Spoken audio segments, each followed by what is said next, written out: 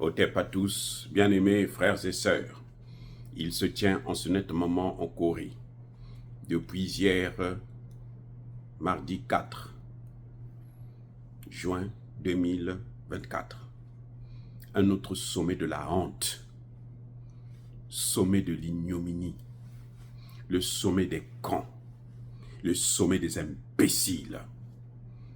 Eh oui, la Corée du Sud convoque les pays africains pour leur parler. Les pays africains courent, ils se bousculent à la porte de la Corée pour être reçus par le président coréen. Afrique, Afrique, Afrique. Les Africains d'aujourd'hui n'ont même plus de dignité. La dignité. Les Africains n'ont même plus de dignité. Non seulement ils se font pas respecter, mais ils n'ont même plus de dignité. La Corée du Sud. Hier, c'était l'Italie. Oh, tous les chefs d'État, vous les voyez en veste là. Oh, nous sommes des présidents. Des présidents de couilles, oui. Quel président? Hein? Quel président?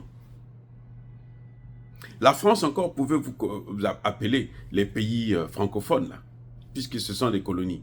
Donc s'ils ne partent pas, ça va être grave. Ils doivent partir. Les États-Unis encore, c'est la première puissance mondiale. La Russie a de très bonnes relations avec les pays africains. La Russie ne vient pas pour nous détruire, elle vient pour nous aider. La Chine est le plus grand investisseur en Afrique aujourd'hui. Mais la Corée, l'Italie, les ceci, les cela, c'est pourquoi vous perdez votre temps. Vous n'avez vraiment rien à faire. 48 délégations, 25 chefs d'État. Ils ont battu les records. Les voyous, les imbéciles. Vous savez quel est l'appât? Pourquoi ils ont mordu à la maison? Parce que la Corée a mis sur la table 24 milliards. Elle dit, j'ai 24 milliards de dollars que je vais investir dans vos pays. Je veux vous endetter à hauteur de 24 milliards. Ce que ça veut dire, c'est ça. C'est pas cadeau, hein? Non, c'est pas cadeau. Je veux investir. Ils courent après les investisseurs. On leur dit, changez d'abord de monnaie.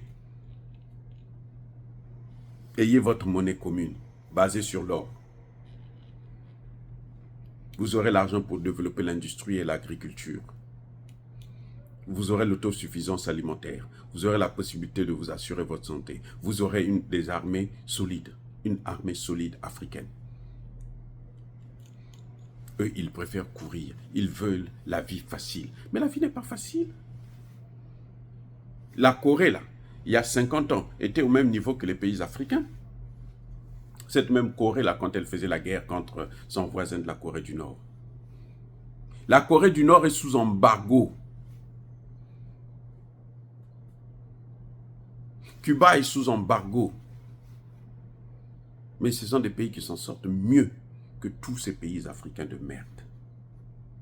La honte du siècle. Vous avez des chefs d'État, ils se disent démocratiquement élus. Démocratiquement élus. Mais flatteurs. Démocratiquement élus pour être flatteurs. Macky Sall, on l'appelait le mendiant du blé. Macky Sall. Le mendiant du blé. Il a fait le tour d'or. Oh, nous allons mourir de faim. Oh, donnez-nous à manger. Donnez-nous le blé. C'est comme si les Africains se nourrissent du blé. Les Africains, ce n'est pas le blé qui les fait nourrir. Nous, là, nous avons grandi, ce n'est pas à cause du blé. Ce n'est pas avec le blé. Russe ou ukrainien, ce n'est pas vrai. Et on était en très bonne santé. J'ai connu des maladies, des fièvres, des ceci, des machins. C'est en Occident. En Afrique, là, il n'y en avait pas. Vous allez me dire, bon, mais pourquoi tu n'es pas resté en Afrique? Oui. Mais vous savez comment ça se passe là-bas en Afrique. Si vous ne sortez pas, votre vie est hypothéquée, même si vous êtes intelligent. Là. Et puis les Français nous avaient dit que pour être reconnu intelligent, il faut que tu viennes faire des diplômes chez eux. C'est pour ça que je suis venu. Après, j'ai quitté la France, je suis venu aux États-Unis parce qu'on disait que c'est la plus grande puissance du monde. Je suis venu découvrir que la plus grande puissance criminelle du monde. Ah oui. Voilà la réalité, les amis.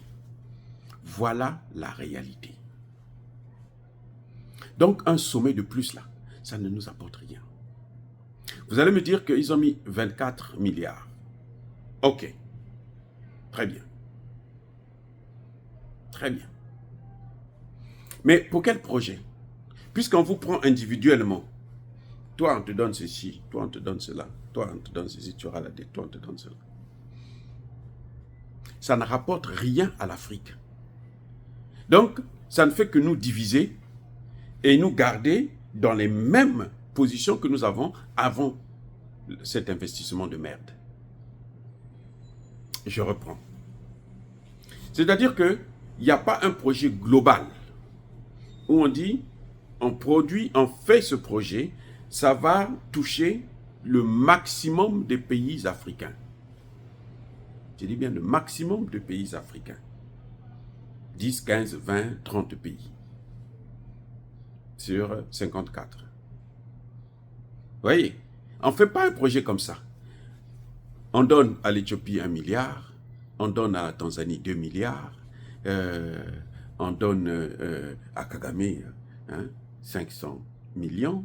Lui, il n'attend que ça, parce qu'il entend de faire. Parce que Kagame, quand il vient là-bas, c'est avec les matières premières du Congo démocratique qu'il va vendre. Mais après, on entend de voir que petit à petit, il a du mal à faire partir des matières premières, les prendre, les amener chez lui. Puisque ceux qui viennent pour les prendre et puis les amener, ils se font massacrer. Ça deviendra un problème. Je ne sais pas si la Corée du Sud est au courant, mais si elle n'est pas au courant, elle apprendra ça à ses dépens. Comme l'Union européenne est en train d'apprendre ça à ses dépens, et ils seront surpris de voir que la RDC les échappe complètement. Bref, vous voyez, il y a ce problème-là qui est récurrent. On ne fait pas des projets. Les projets, ce genre de sommet-là, ça nous divise encore plus. Plus chacun vient se battre pour son petit clan, pour sa petite famille. Voilà ce qui est en train de se passer. Et ce n'est pas ça que nous voulons, nous. Ce n'est pas ça qui va nous développer. Ce n'est pas ça qui nous apportera la paix. Non. Vous avez, par exemple, le barrage d'Inga, au Congo démocratique. Ce barrage-là peut alimenter tout le continent africain en électricité.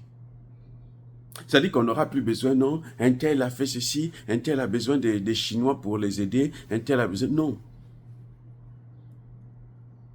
Et je vais vous dire une chose.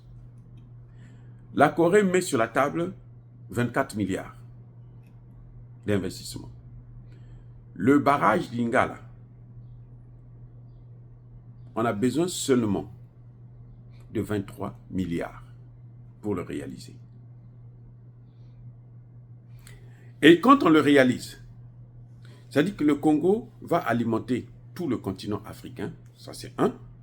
Deux, il y aura une plus-value que le Congo pourra exporter en Europe et dans le monde. Et c'est de l'énergie renouvelable.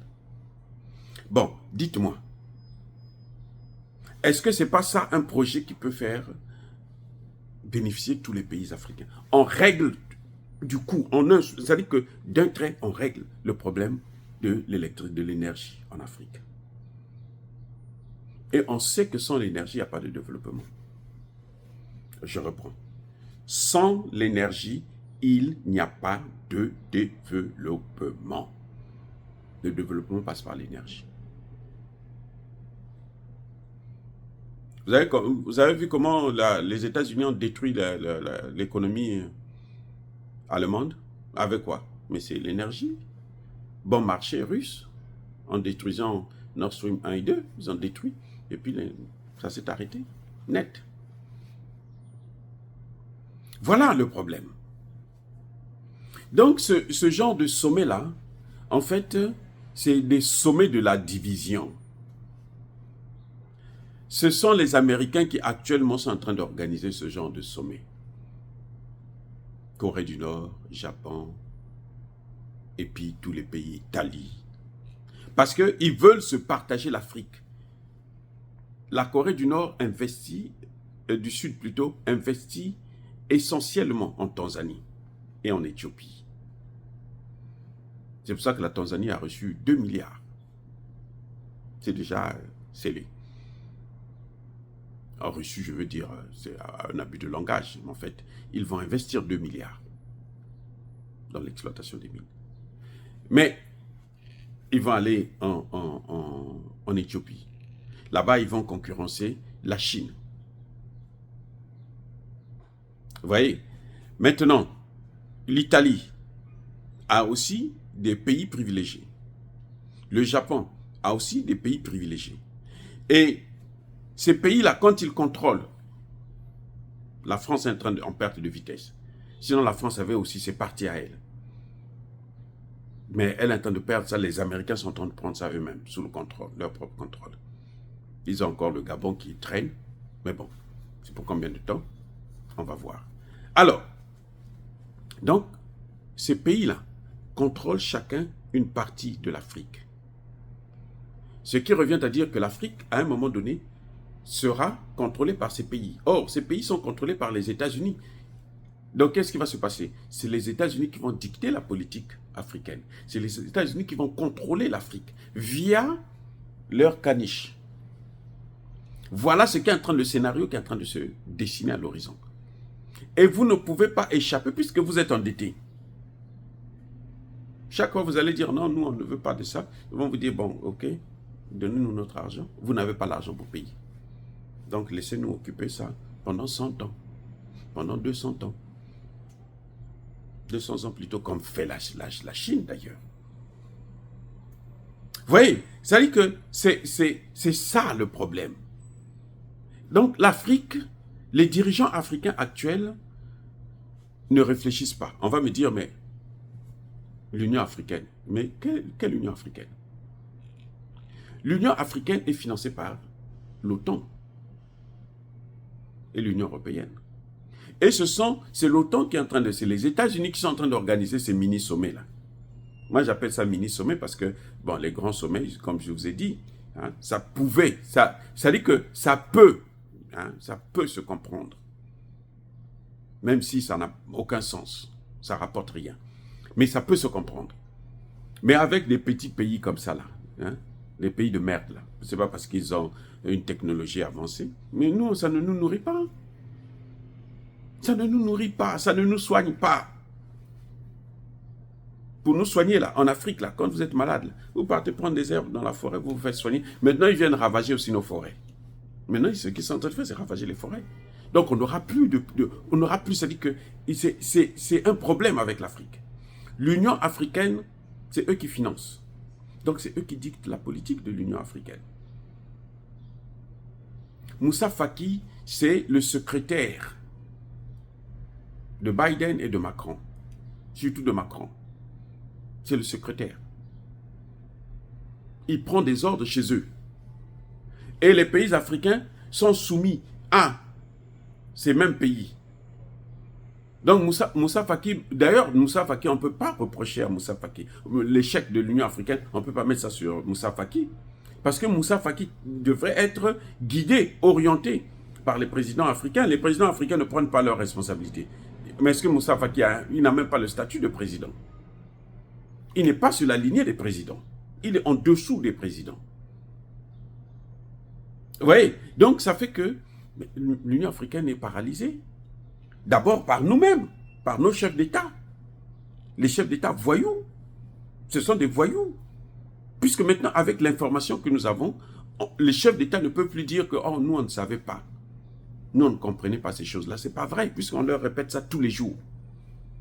On leur répète ça. La seule chose que les chefs d'État maintenant africains savent, c'est la démocratie. Oh, élu démocratiquement, mais détruit le pays aussi démocratiquement, pille démocratiquement, vole démocratiquement. C'est tout ce qu'ils savent, la démocratie.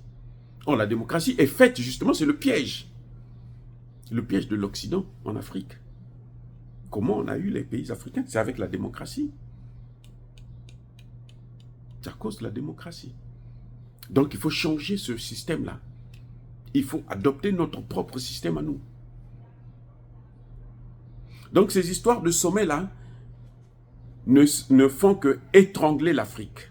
C'est-à-dire que ça tue l'Afrique à petit feu. C'est un sommet pour moi de merde, c'est un sommet de nul, c'est un sommet de cons. Et ceux qui y participent là, ils sont aussi des... Ceux qui y participent sont des cons. Qu'est-ce que la Corée peut nous apprendre? Qu'est-ce que la Corée a déjà fait pour le continent africain? Qu'est-ce que la Corée elle-même vaut sur la chaîne internationale? La Corée a l'arme atomique? Non. La Corée est membre du Conseil de sécurité? Non. La Corée est le caniche des États-Unis. Bah, alors, si vous partez chez les États-Unis, vous partez si vous soumettez sur son caniche, mais vous êtes pire qu'esclave. Vous êtes plus que esclave. Il n'y a pas de mot pour ça. Vous êtes plus que esclave. Voilà ce que les chefs d'État africains, les gouvernements, les délégations africaines sont en train de présenter. Comment ils sont en train de vendre l'Afrique? Comme des idiots, des nullards. Ils vendent un continent. L'Afrique n'est pas à vendre, messieurs et dames. L'Afrique n'est pas à vendre. Vous cherchez vos perdièmes, vous cherchez à vous enrichir et tout. Sachez-le que l'Afrique n'est pas à vendre. Et nous sommes en train de nous battre pour récupérer cette Afrique-là. Soyez bénis, abondamment bénis par le Dieu de Kémité, par nos ancêtres Gilsé. Mais que tous ceux qui persécutent le continent africain, le pillent et le déstabilisent, qu'ils soient noirs, blancs, chinois, arabes, juifs, indiens, ou qui qu'ils soient punis, maudits, foudroyés, neutralisés, écrasés, effacés par le Dieu de Kémité, par nos ancêtres Gilsé. Vive l'Afrique éternelle, j'ai dit et j'assume.